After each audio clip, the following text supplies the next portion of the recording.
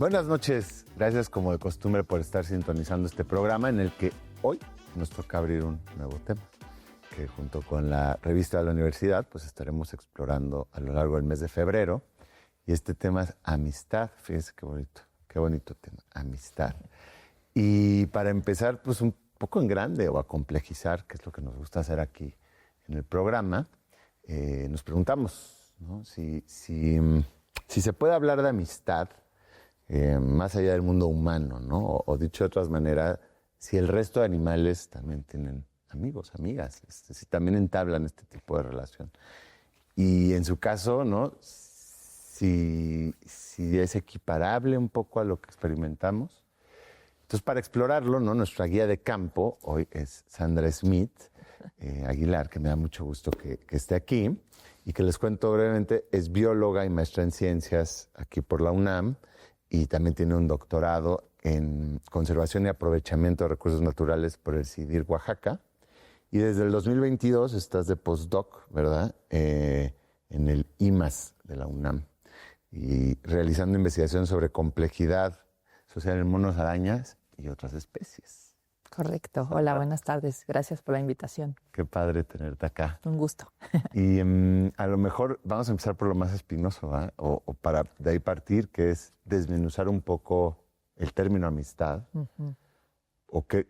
¿No?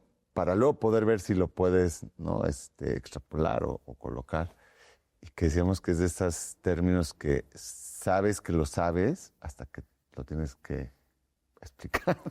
Bueno, sí, ¿no? Supongo que si alguien te pregunta quiénes son tus amigos o tus amigas, pues los puedes decir, ¿no? Sí. Pero yo pensando para esto, pensé, bueno, pero ¿cómo defino yo amistad? O sea, ¿cómo pongo, hay algún límite? ¿Cómo le digo a alguien qué es lo que comparten todas esas personas o seres a los que yo considero mis amigos?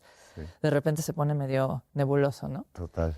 Entonces, bueno, un poquito para como abonar o abordar esa discusión, una manera que podemos, o a la que yo voy a recurrir hoy, es basar, qué cosas tienen en común o qué características comparten muchas de esas relaciones que pues catalogamos o clasificamos como amistades, ¿no? Sí. Con toda la variabilidad cultural que puede haber entre grupos humanos, ¿no?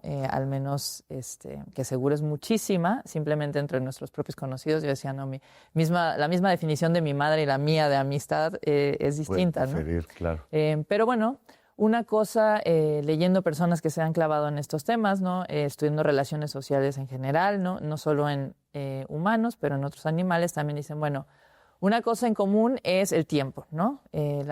Son relaciones sociales a las que se les dedica tiempo particular. Claro. En algún momento, a veces deja de ser, o sea, son cosas que cambian un lado en más el que tiempo. El otro, pero... Exacto, ¿no? Y también otro elemento, como dicen, hace falta el pan, pero también las ganas de comer. Otro elemento es el querer compartir tiempo. Es algo que hace que quieras o volver o mantenerte con esa compañía o repetir esa compañía, ¿no? Sí. Entonces, generalmente, eso son cosas en común o cosas que se comparten, o sea, como apreciación por algo que sucede cuando se juntan, ¿no? Y aquí vamos a quitar un poquito toda la parte como sexoafectiva, o sea, romántica o de relaciones, sí, pues más de esa índole, y las de parentesco, porque si lo vemos desde la perspectiva biológica, o tratando de ver qué nos puede decir la biología al respecto de eso, que es un poco desde donde yo sí. Hablo hoy, ¿no? Pues tenemos otras explicaciones, otras maneras de decir, bueno, ¿por qué entre familias, entre individuos que tienen parentesco, clanes, se establecen esas relaciones? Sí. Pero las que son en nuestro interés hoy son estas otras, sin desacreditar que mis primos pueden ser muy cuates, mi mamá, mi hermana, etc. ¿Qué pasa con esos que no podemos explicar por parentesco ni por atracción sexual, ¿no? Y bueno, hay algo que se comparte, ¿no? Si lo pensamos así, podemos como decir, ¿dónde vemos eso en algunos otros animales? ¿No? ¿Y qué habilidades o qué condiciones tienen que cumplirse para que eso pueda suceder? Para que pueda haber ciertos individuos que reciben atención o dedicación de tiempo particular, ¿no? Uh-huh. Y con los que se comparte algo, ¿no? O sea, lo que sea, vamos a decir. Y entonces eso viene con implicaciones, por ejemplo, bueno, para poder tener relaciones diferenciadas dentro de un grupo, pues tengo que poder distinguir quién es quién. Claro, ¿no? Que por ejemplo. Entonces, distinguirte un poco de grado de autoconciencia también, ¿no? Pues sí, o sea, es decir, lo suficiente para decir tú eres tú y quiero volver a estar contigo y voy a saber que eres tú y no que, perdón, me equivoqué, era esta por otra. Otro individuo, ¿no? Entonces, reiterativa. Exactamente. Diferenciación de relaciones, eso se vuelve un tema, pues ahí que está en medio, ¿no? Entonces, pues ese tipo de situaciones sí la vemos en muchas especies de primates, la vemos en muchos cetáceos, la vemos pues en caballos, en hienas, en ungulados. Hay un chorro de especies, y digo cetáceos y son un montón de especies, pero bueno, en muchas especies de delfines, en especies de ballenas, ¿no? Que sí vemos, al menos sabemos que vemos repetidamente que se relacionan de manera distinta con los miembros del grupo y que con algunos tienen interacciones repetidas que podemos asociar a interacciones positivas o sociopositivas, ¿no? Por ejemplo, en primates una de las más comunes es el acicalamiento, esto de hacerse piojito, ¿no? Esa es una conducta que es muy indicadora o se usa mucho para decir, bueno, esto es afiliativo, esto es una conducta de contacto social. Porque aunque sí se quitan piojos y sí tiene una función de limpieza, la verdad es que la mayoría de la función parece que es de vinculación. Es como de confort, ¿no? Emocional. Exactamente, y de fortalecer el vínculo. Es como nos vamos a juntar a bordar juntos, nos vamos a juntar a acicalarnos juntos, ¿no? Y bueno, eso nos da pistas en ese sentido y nos permite también buscar cosas que a lo mejor tenemos en común. ¿Por qué acicalarse? O sea, ¿por qué hacerse piojito, no? Pero tal vez no es tan raro si pensamos que en humanos también es muy común el contacto físico para generar alivio o confortarnos mutuamente, piojito. ¿no? El piojito, ¿no? Sí. Yo en la prepa dediqué muchas horas a hacerle piojito a mis amigos. Y es un momento en que estás estableciendo vínculos, es clarísimo. Exacto. Y bueno, pero pues ¿qué? O sea, ¿qué más, no? Al menos, o sea, no le podemos preguntar tal vez a un mono qué siente cuando le hacen piojito y por qué pasa tanto tiempo. Algunas especies más que otras, ¿no? Por ejemplo, los monos araña que tenemos aquí en México, esa es una especie que no dedica tanto tiempo a acicalarse, pero muchas otras especies sí. Y pues bueno, hay toda una red fisiológica que se desatan canales de reacciones, producción de endorfinas, o de canales de oxitocina, que son pues, todas sustancias que se asocian con la sociabilidad y con con bienestar, ¿no? Sí. Entonces, pues eso ya nos permite ir conectando como de, bueno, pues hay cosas comunes, ¿no? Entonces, al menos ahí no parece que hay varios elementos de la sustancia de las amistades, de lo que nosotros llamamos amistad, que podrían estar sucediendo también, al menos en esos que son cercanos. De acuerdo, en mamíferos vamos a pensar, ¿no? Pues, o en varios mamíferos. En muchos mamíferos, sí. Que obviamente no quiere decir que si no comparten, o sea, que no tengan los mismos canales fisiológicos o las mismas simbolizaciones, no puedan tener amistades, ¿no? Pero pues vamos empezando de lo que nos es más cercano y más familiar, ¿no? Sí, porque además es esto, ¿no? Siento que por mucho tiempo había este miedo a antropomorfizar, ¿no? O sea, a asumir que tienen una experiencia similar a la tuya, y está bien tenerlo ahí para no romantizar de más, pero tampoco hay que hacer el antroponegacionismo, ¿no? Como que pensando en que la experiencia humana, pues con todo lo especial que puede hacer, es parte de un continuo en evolución, como pues, primates que somos. Entonces, elementos de esa experiencia humana pues van a estar presentes en otras especies, ¿no? Obviamente. Entonces, sí, a veces es que puede sonar como peligroso decir, no, pues sí, los perros tienen amigos, ¿no? Tienen amistad, pero es algo similar a la amistad, por lo menos, ¿no? Tú sí eligen estar con ciertos organismos de los que no son parientes y con los que no tienen una atracción erótica, vaya, y eligen estar el tiempo con ellos y los vuelven a buscar y si no están, los extrañan, pareciera, ¿no? Los echan en falta.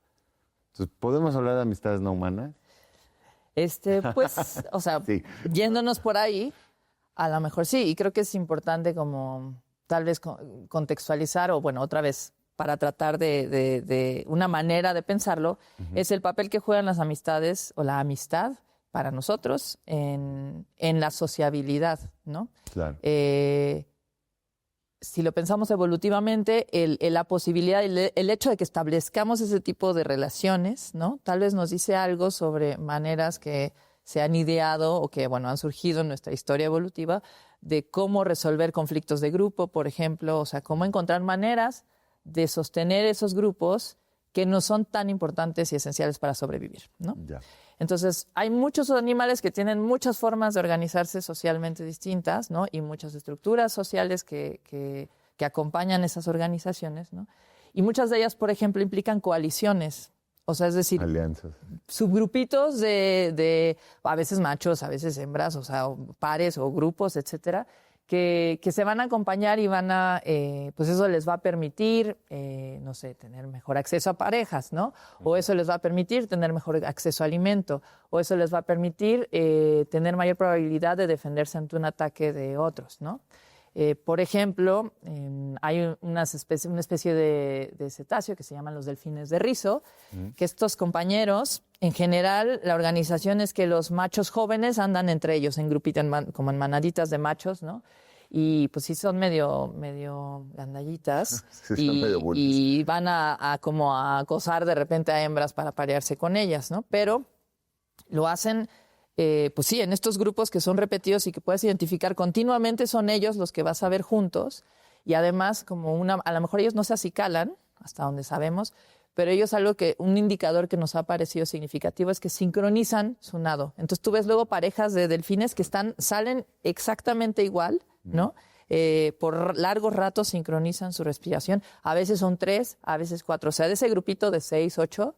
van como 3 muy sincronizados, 2 por acá. Entonces, se ha visto que eso incluso es indicador de mayor cercanía adentro de ese grupo entre esos pares, ¿no? Sí.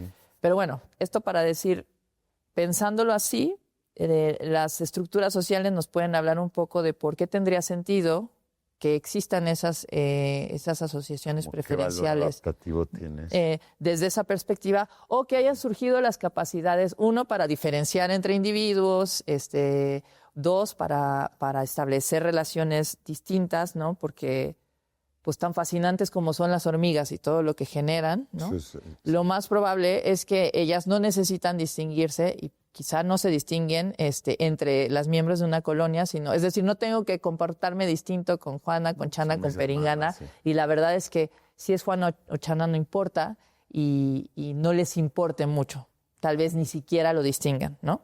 Okay. Pero pues en estos bichos como los delfines de rizo que les cuento, o en los monos araña, en todos los orangutanes, gorilas, chimpancés, todos los simios, etcétera, está sucediendo.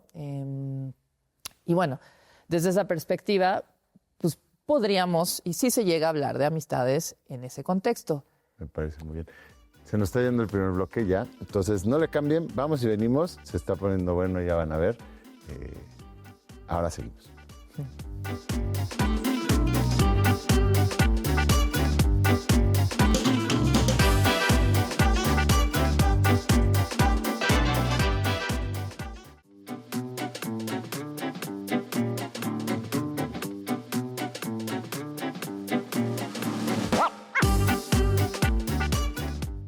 Qué bueno que no le cambiaron y si acaban de sintonizar, estoy aquí con Sandra Smith platicando pues de amistades no humanas, ¿no? Llevando ya esta idea de la relación entre individuos, ¿no? Recurrente, digamos, voluntaria, repetitiva entre 2 individuos o más, ¿no? Estábamos hablando de las pandillas de los delfines. Estaba pensando yo, claro, pues hay pandillas en otros, con todo lo que implica el término medio pandilla. Y bueno, pensando, vamos a quedarnos un poco en mamíferos, porque ya luego se puede poner más tricky. Pero yo estaba pensando que pues ahora hay unos estudios, por ejemplo, en serpientes, que durante mucho tiempo asumimos que eran de cierta manera y ahora se está revolucionando mucho nuestro entender de cómo es su experiencia sintiente. Y se está viendo por lo menos en cascabeles, por ejemplo, que producen menos cortisol, o sea, están menos estresadas cuando hay otra o otras. A lo mejor eso puede tener que ver con lo que podrías pensar, bueno, si llega un depredador y estoy con otra y otras, a lo mejor se come a la otra, eso puede ser. Pero también puede ser porque les da cierto confort que haya otra. Y quiere decir que pues, ahí, o no sé, por comer. Pero bueno, quedándonos en mamíferos y sin tener que necesariamente verles el cortisol, ¿cómo se estudian estos a nivel etológico, a nivel en campo, ¿no? Pues justo ahorita como que pusiste contrastaste dos posibilidades que en realidad quizá no son contrastantes. No, a lo mejor. Y tiene que ver con cómo se estudia, ¿no? O sea, es decir, bueno, estudiamos observando la conducta, una manera, ¿no? Digo, sí, o sea, otra manera es también ver cerebros y ver qué están pasando, reacciones y demás, pero de otra, o sea, eso también se ve a través de la conducta, ¿no? La cosa es que te preguntas sobre la conducta, ¿no? Porque pues podemos preguntar cómo evolucionó, o sea, por qué evolucionó así como yo estoy hablando de la conducta social que nos ha permitido sobrevivir y que para muchas especies probablemente se relaciona frecuentemente, o bueno, al menos es una idea inicial para explorar, como para los beneficios que puede conferir la vida social, pues sí, justo para defenderse contra depredadores o para resolver problemas de frío, ¿no? Termorregular. Muchos murciélagos se juntan mucho y eso sirve la termorregulación. Incluso estas iguanas de las Galápagos también se ponen una encima de otra y parece que tiene una función de termorregulación. Claro, eso que implica que se toleren al menos, ¿no? Porque obviamente no cualquiera va a dejar que te caiga un compañero, una compañera encima y decir, todo bien, gracias, ¿no? Entonces, para que eso funcione, tienen que haber formas que medien esas interacciones, ¿no? Entonces, ese cortisol o esa reducción del cortisol en las serpientes, ¿no? Quizá está asociado a un sentido de bienestar que permite la tolerancia, ¿no? Y eso da pie a que pues, puedas sostener los beneficios, si es que te da beneficios el juntarte en bola, ¿no? Entonces, bueno, justo lo estudiamos muchas veces observando. Yo lo estudio observando la conducta, observando cómo interactúan, o sea, cómo es la conducta de unos con otros, en el caso de los monos o de cualquier otro animal, ¿no? Y simplemente desde la observación larga, de mucho tiempo, muy detallada, de quién con quién y qué es lo que están haciendo, ¿no? Puedes aprender muchísimo sobre la dimensión social de un grupo. Por ejemplo, yo lo he estudiado en un grupo de monos araña que vive en la península de Yucatán, en un área de protección de flora y fauna cerca de una comunidad que se llama Punta Laguna. Y ese es un grupo de ha sido un grupo de 30, 40 individuos que se estudió durante 24 años continuamente, ¿no? Entonces, continuamente salía gente a observar quiénes estaban con quiénes se acercaban, quiénes se acicalan, quiénes se hacen feo, quiénes comparten, bueno, quiénes comen cerquita, quiénes no tanto. Sí. Y a través de eso vas generando información que te permite ver patrones y de esos patrones inferir cosas, ¿no? Eso es una aproximación. Otras aproximaciones más experimental, donde tú dices, bueno, vamos a generar una situación dada y vamos a ver qué pasa. Eso en estos monos no lo hacemos porque es observación en vida libre, no hay manipulación, libre, pero también se hace mucha experimentación. Por ejemplo, también para entender, bueno, ok, ¿cuál es el mastique? ¿Cuál es lo que cementa estas relaciones, ¿no? O sea, ¿qué es lo que hace que tú digas, ese es mi amigo también generalmente, o mi amiga es, pues porque lo quiero? O sea, hay una cuestión como de emocionalidad, hay una sensación de cercanía emocional, ¿no?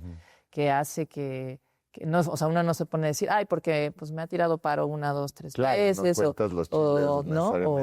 porque nos hemos ido a comer juntos muchas veces y reímos, o sea, como que hay más bien, lo primero quizá que viene en mente es porque está amigo, o sea, que ese que sea tu amigo, pues tiene que haber un cariño, ¿no? Una cuestión de cariño.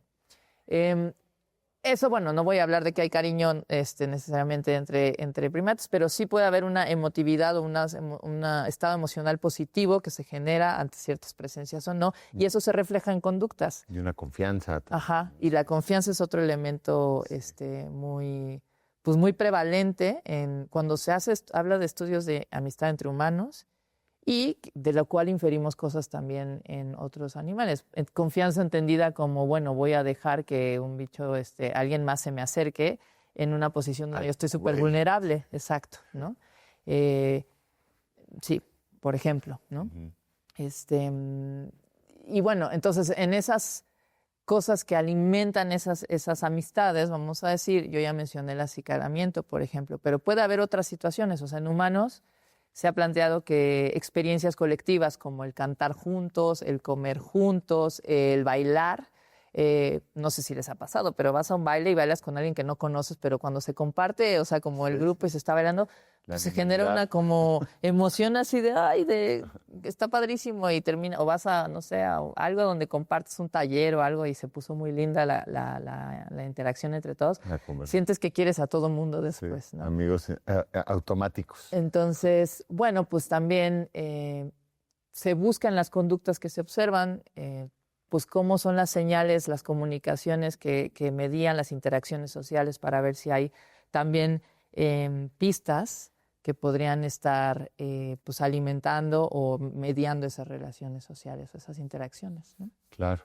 Oye, y esto ya para saltarlo al tema de, pues una cosa es observarlo y otro es si uno, bueno, ya dedujo, ¿no? Que tiene este valor de coerción social, este valor, digamos, adaptativo o de supervivencia. ¿Cómo pasa luego con la conservación? Porque luego le reintroduces, por ejemplo, en un caso ya así como muy desesperado y se hace un programa de reintroducción de lobos, vamos a poner, o bisontes, y los estás reintroduciendo a veces pues sin todas esas conexiones sociales, vaya, o sea, sin sus amigues, sin sus amigos. Pues ese es un tema súper relevante porque hasta no hace no mucho tiempo la dimensión social no se consideraba, ¿no? Y no se considera prioritaria en las cosas que se toman en cuenta para pensar en la conservación y menos en programas de reintroducción. Es como, hay que asegurar que tenga comida, bebida, tal vez cobijo, o sea, y bueno, o sea, que tenga hábitat y vaya, ¿no? Pero algo que a mí me parece increíble justamente de la vida social es que además cuando la naturaleza se inventa, digamos, la vida social, es que abre la posibilidad de que se invente otra manera de transmitir información entre generaciones que no es genética, no es a través del ADN, ¿no? Ya. Es a través del aprendizaje social. Cultura. ¿No? Ok, pero entonces muchas especies tienen eso, o sea, lo que llamaríamos cultura en animales, al menos entendida como esto, la transmisión de información de una generación a otra o de individuos, entre otros, no genética, ¿no? O sea, a través de aprendizaje social. Y claro, muchísimas especies dependen de eso, al menos parcialmente, o sea, hay cosas que no aprendemos, pero pues nosotros somos un ejemplo claro, ¿no? O sea, yo no tengo que aprender las normas de etiqueta, a decir gracias y por favor. No tengo que nacer sabiéndolo, ¿no? Porque me lo voy a aprender y va a ser algo importante en el contexto, bueno, dependiendo del contexto en el que crezcamos, ¿no? Tener en cuenta esas reglas para establecer nuestros vínculos. Claro. Pero tampoco tengo que aprender sabiendo qué comida es venenosa y qué no.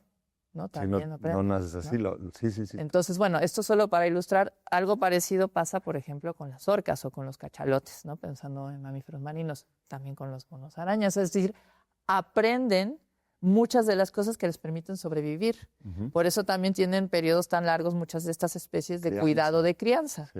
Porque es mucho lo que se tiene que aprender para sobrevivir, ¿no? Entonces, si tienes un individuo que viene de una de esas especies que dependen, que han desarrollado la posibilidad de depender de aprendizaje social para desenvolverse y sobrevivir, si no lo tienen, tremendo, pues están privados de algo que les puede ser esencial para poder sobrevivir, ¿no? Totalmente. Y no sé, yo vi una nota que salía, ni siquiera la busqué, era estas cosas de IA, como de la Profepa rescató a no sé cuántos delfines de delfinarios y les liberó. Y era una foto como de un barco liberando como 50 delfines así nada más, ¿no? Que parecía totalmente falsa, pero justo pensaba, bueno, ese tipo de cosas de, vamos a liberar, así nada más, cada vez se hace con más cuidado, no quiero decir que no se hace, pero antes cuando estábamos más ingenuos sobre esta dimensión, no se tomaba en cuenta, entonces... Si tú, por ejemplo, incluso nada más pensando que un individuo sí logre aprender a comer y si lo liberas en un grupo donde quizá hay jerarquía de dominancias y donde tienes que saber que si te le pones al brinco a tal, eso va a ser probable que te ataquen, ¿no? Pues puede ser muy poco exitoso porque eres medio torpe para respetar las normas, ¿no? Eso puede pasar, por ejemplo, en monos araña, regresando a ellos, ¿no? Los machos... pues tienen que aprender. Ahí no hay jerarquía de dominancia, pero ciertamente hay una estructura social muy cercana, donde los machos en general probablemente están emparentados, ¿no? Entonces tienen cierta cercanía, se conocen desde chiquitos, las hembras no, pero, por ejemplo, el tratar de liberar un macho joven o adulto en un grupo que ya está conformado con estos otros machos, pues podría salir muy mal para ese macho, ¿no? Totalmente, pues ahí está, se nos fue y nuestro primer programa dedicado a la amistad. Y lo que pasa cuando no tienes esos vínculos también. Muchas gracias, Sandra. Gracias. Espero yo de que volvamos a algún otro tema. Gracias por sintonizar. Nos vemos aquí próxima semana, misma hora, mismo canal. Pasen buena noche.